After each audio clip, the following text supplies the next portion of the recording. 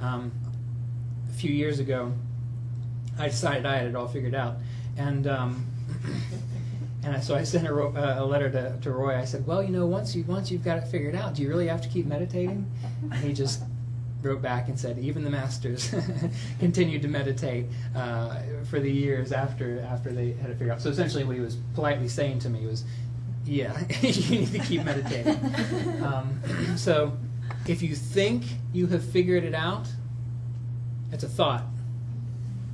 If you think you have figured it out, keep going. All right. It's when you are spontaneously in that state. There's no thinking. There's no question about it. You don't go and ask your teacher questions like that. Then you've got it. Right. So don't think you're there. You will know when you are there. And keep it up. Keep meditating. And the reason you're doing that is because, remember, we talked about this last time. Whatever state you are in right now, that is the state you're going to experience when you transition. The state that you are in right now, nothing else changed. If you checked out right now, that is where you would be elsewhere. I mean, it's the same thing, because you still have your karmas, you still have your mental consciousness, you still have all these things within your mind, all these delusions and whatnot. So if you die, you still got them. You're just on the astral world in a different body, but still the same thing, just a little bit different. Can I ask a question about that? Sure. Do you remember in Autobiography of a Yogi, I think it was Streets, where when he had come across, or maybe it was one of the two. Uh-huh. Anyway, one of them had gone to the mountain in the Himalayas to walk around. He had been in the army, remember? Yeah, that's all here on the side. Okay, so he got transferred, and he had been a householder, and so at 33, that's when he came into Babaji's physical presence, and Right. Babaji said, "Don't you remember me?" Right. And then he touched him, and then he remembered. Right. So, but he did at that time. His mental state hadn't recalled his previous life, so. Right. What we're talking about, I'm not necessarily talking about like memories. So, for example, he didn't have the memories of that past thing, but his state of consciousness was the same. Okay. You see, that is a big difference. Okay. Someone asked me this question one time when I was up in West Virginia. They were talking about, I think they were talking about like drugs or something like that. Well, when you take drugs, doesn't that alter your state of consciousness? And I'd always wondered about that, because that's a big thing that people think. If you take some kind of drug, you have an experience, and that's actually real.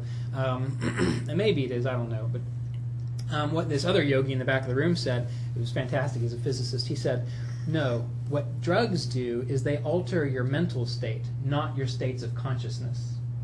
Okay, the state of consciousness is really the clarity of your awareness. The mental states is the accumulation of your thoughts, your memories, and your mind.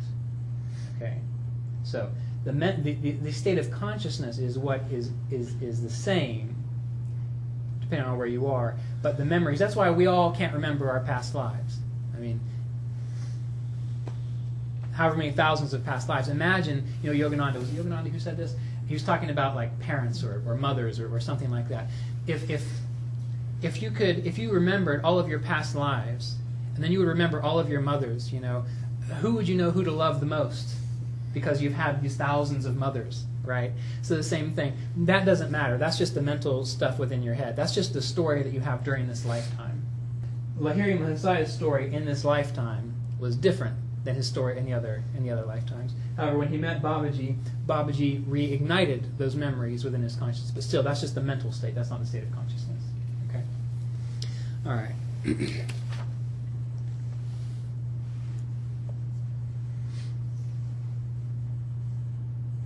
So for the uncontrolled person, discriminative intelligence, power of concentration, and inner peace are absent. How can there be happiness for such a one? When the mind pursues the inclinations of restless sense urges, it carries with it one's own understanding, as a wind carries away a ship on the water. Therefore, the intelligence of one whose senses are withdrawn from their objects is firmly established. What is night for all spiritually unawake beings is the time of wakefulness for the disciplined devotee. For the one who sees clearly, What is the time of wakefulness for ordinary people is night. Now that's really easy to illustrate, because if you think about it, people who are interested in meditation, in waking up, in clarity of awareness, are they really interested in the same things that people who aren't are interested in? I mean, if you try to tell someone who's never meditated, never thought about meditating before, you should go sit still somewhere for a half an hour. Are they interested in that at all? No. Okay. If you're with someone and you're recommending, like even on a more mundane level, if you are interested in health and a healthy body, and you meet someone who could care less, who goes and eats McDonald's every day or never exercises, and you try to encourage them about the benefits of healthy eating and exercising, does that make any sense at all to them? Really? No. I mean, if you've ever tried to talk to someone like that, it doesn't. And so what this is saying here essentially is that your priorities are different than the majority of other people's priorities. And I've said this before, it's in the Gita, that 1 out of every 1,000 people are interested in yoga practice, are interested in waking up. Now, that's a pretty small number.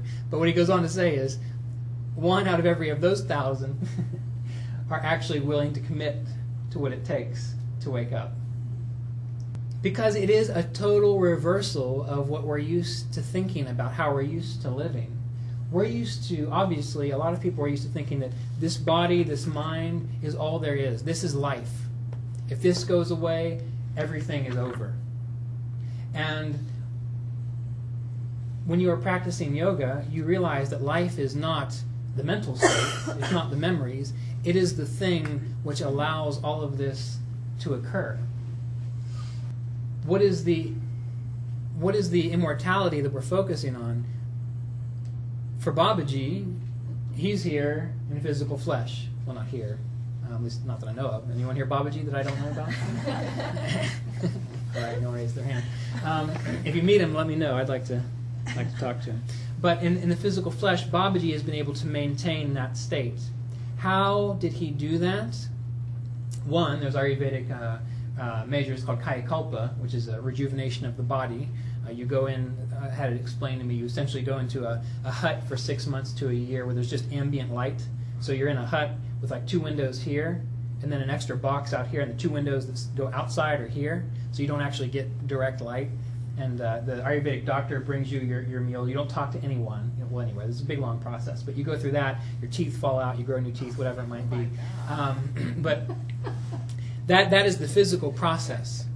But to make that work, for him to make that work, what was required was his own self-realization and knowledge of what he is in relation to the wholeness of life. Because it is the infinite consciousness which has provided the intelligence to create our bodies. All the billions of cells that do whatever they're doing without us telling them what to do. I mean, that's pretty amazing in and of itself, isn't it? That we are all here, and we are able to function and see and be and think and talk and speak and eat hamburgers and do all those sorts of things. That is a pretty amazing thing. When you learn to identify with that, the creator rather than the creation, then you are able to do what Babaji did. You're able to do what Lahiri Messiah did, where you take a picture and you don't show up on the form, all right? Or what Sri Yukteswar did, manifesting a whole new form to Yogananda. It had nothing to do with really, truly physical measures. It was the state of their consciousness which allowed them to experience the connection to the wholeness of life so that they could control matter, because they knew they were not matter. And that's what you're doing. You're learning that you are not matter. Matter doesn't matter. Okay? It doesn't matter. What matters is this inner state.